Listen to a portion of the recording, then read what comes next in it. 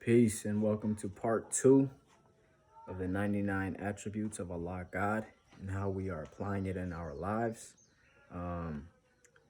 Just a recap, last video was Ar-Rahman and it was the all compassionate.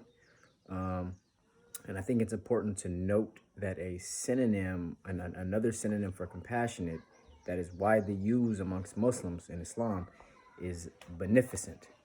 Okay. And so I'm going to go to this one and then I'll give a little recap. So we have number 2 is Ar-Rahim, which is the All Merciful. Okay, so we have merciful and the compassionate, which a synonym for merciful is compassionate, and a synonym for compassionate is beneficent. And it's important to note that in every single chapter in the Quran, minus one, every single one except for one opens up with, in the name of Allah, the beneficent, the merciful, or Bismillah Ar-Rahman Ar-Rahim. So as many as the 99 that we will go through on this journey, the two most repeated, I can't say the most important because I'm not there yet to make that type of determination, but it was held in such a high esteem by God that it was the most repeated attributes throughout the entire Quran, throughout the entire book.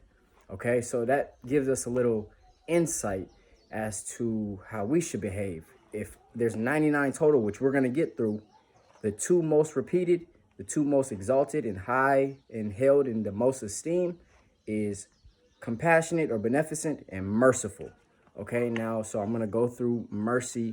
How can we apply being merciful in our lives as men, as heads of our family, as humans, as fathers, parents, okay?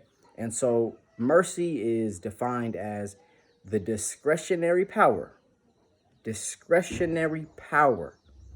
of a judge to pardon someone or to mitigate punishment.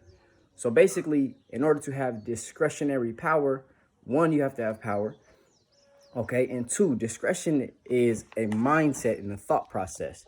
To have discretion is to be able to determine right from wrong, okay? And right from wrong changes in situations.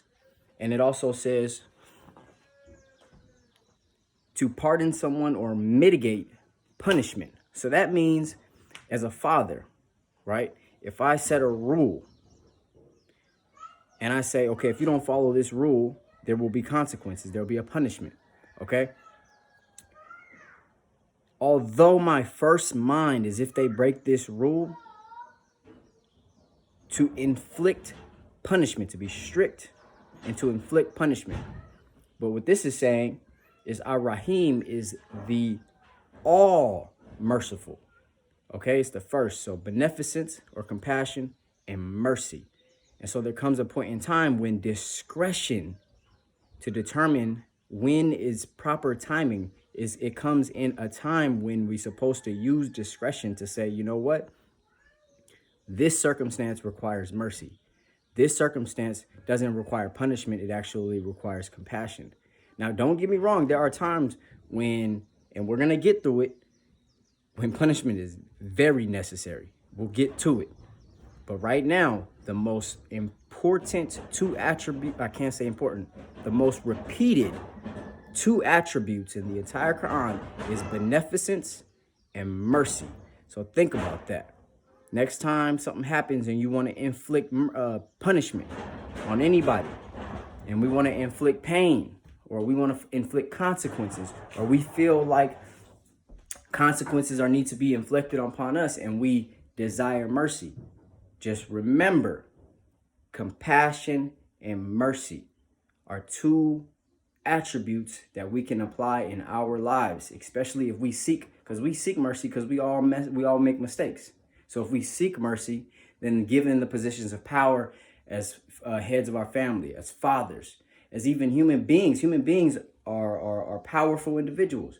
And so with that being said, we should also exercise not only just the power, but also exercise the mercy and the compassion. Peace.